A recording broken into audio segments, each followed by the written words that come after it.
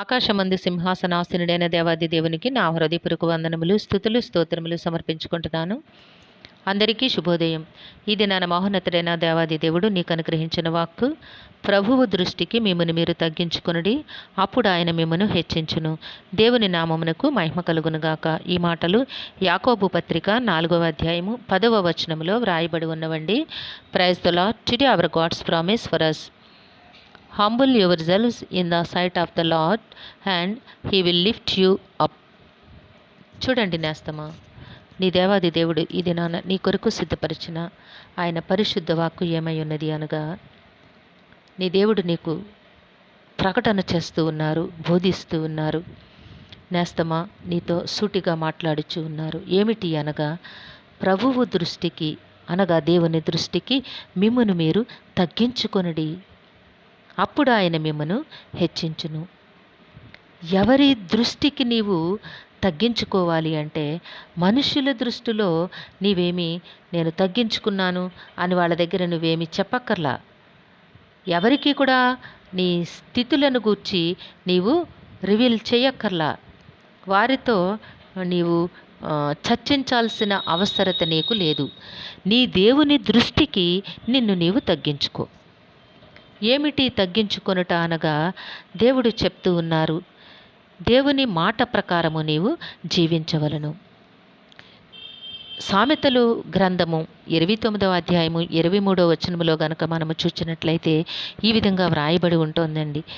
ఎవని గర్వము వానిని తగ్గించును, వినయ మనస్కుడు ఘనత నొందును. దేవుని నామమునకు మహిమ కలుగునుగాక.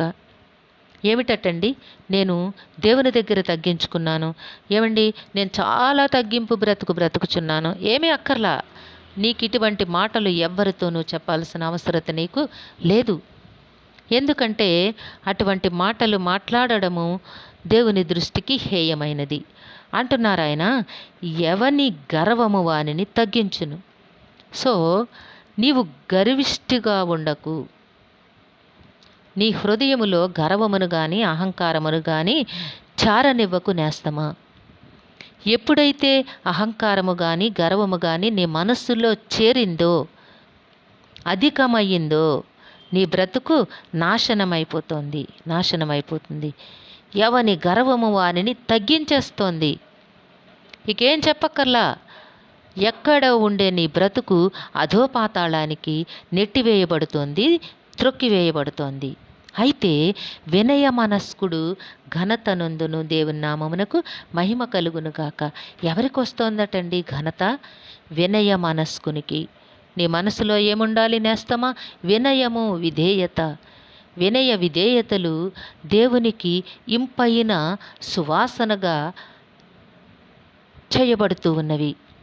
నీ బ్రతుకులో నీవు వినయము కలిగి విధేయత కలిగి జీవిస్తూ ఉన్నట్లయితే నీవు చేసే ప్రార్థన ఇంపైన సువాసనగా దేవుని సన్నిధికి చేరుతోంది. కనుక నేస్తమా, నీవు దేవుని దృష్టికి తగ్గించుకో, అప్పుడు ఆయన నిన్ను హెచ్చిస్తారు. మనుషుల దృష్టిలో నీవు మురికి గుడ్డలు కట్టుకొని, లేకపోతే దీనాతిదీనమైన ఫేస్ పెట్టుకొని నీవు బ్రతికినంత మాత్రాన దేవుని దగ్గర నీవు ఫలమును పొందలేవు. మనుషుల దగ్గర పొందగలవేమో కానీ దేవునిని నీవేమీ కూడా మెప్పించలేవు. నీ హృదయాంతరంగములను పరిశోధించుచున్న దేవునిని నీవు ఎట్లా మభ్య పెట్టగలవు నేస్తమా? మభ్యపెట్టలేవు. గనుక నీకు మనుషుల మెప్పు కోరుకోకు, అక్కరలేదు. దేవుని మెప్పు కోరుకో. నీ హృదయంలో నిన్ను నీవు తగ్గించుకో. ఎవరిపైనా కూడా నిన్ను నీవు హెచ్చించుకోకు. గర్వముతో ఉండకు, అహంకారిగా ఉండకు.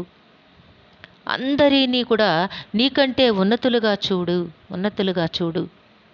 అందరినీ కూడా ఒక గొప్పవానిగా నీవు చూడవలను. ఎందుకంటే నీలో ఉన్న ఊపిరే వానిలో కూడా ఉండింది, నీలో ఉన్న దేవుని ఊపిరే వానిలో కూడా ఉండింది. కనుక నీ సహోదరుని నీవెప్పుడు కూడా గౌరవించాలి.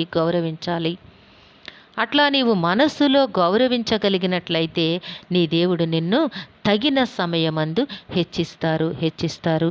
గనుక నీ దేవుని చేత నీవు హెచ్చించబడాలి, నిత్యజీవపు మహాభాగ్యమును పొందుకోవాలి అంటే నీ హృదయములో నీవు తగ్గించుకొని దేవునికి అనుకూలముగా జీవించవలను. అట్లా గనుక నీవు జీవించగలిగినట్లయితే మహోన్నతుడు నిన్ను తప్పక హెచ్చిస్తారు, ఆశీర్వదిస్తారు. నీవు ఊహించని అంతగా నీ బ్రతుకును దేవుడు ఉన్నతమైన స్థానమందు నిలువబెడతారు. దేవుడు నిన్ను తప్పక దీవిస్తారు నేస్తమా. నీవు ఆయన దృష్టికి తగ్గించుకొని బ్రతుకు. సింహాసనాసనుడైన దేవా, మీ ఘనమైన నామమునకు వందనములు తండ్రి. ఏ బిడ్డకైతే ఈ వాక్కును వినిపించున్నారో వారి జీవితంలోను వారి కుటుంబంలోను నాయన మీ మెండైన ఆశీర్వాదములు అనుగ్రహించండి. మీ జ్ఞానమును ప్రసాదించి మీ దృష్టి యందు తగ్గింపు జీవితమును ప్రసాదించండి తండ్రి. మీ నుంచి ఉన్నతమైన ఆశీర్వాదములు పొందుకునే కృపను నాయన ఆ బిడ్డకి వారి కుటుంబమునకు అనుగ్రహించమని వేడుకొంచున్నాము తండ్రి. ఈ దినము పుట్టినరోజు, వివాహ దిన మహోత్సవములు జరుపుకొంచిన బిడ్డలందరికీ మీ ఆశీస్సులు దీర్ఘాయుష్ను ప్రసాదించండి తండ్రి.